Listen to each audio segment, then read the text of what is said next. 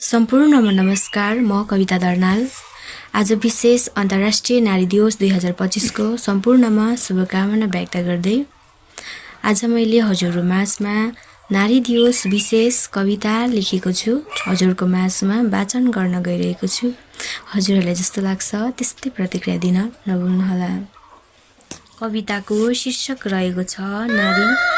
नारी बिनाको जीवन सजाएर देखाउ सक्छौ भने हत्या, हिंसा, बलात्कार, शोषण, दुर्व्यवहार हटाएर देखाउ। नारी बिनाको जीवन न त सजाइन्छ न त सजिन्छ नि। सक्छौ भने उजाडिएका सपनाहरू सजाएर देखाउ। जुन नारीबाट जन्मिएका पुरुष हौ तिमी, त्यही नारीलाई गर्छौ हिंसा, अत्याचार, निर्दयी कुरूप हौ तिमी।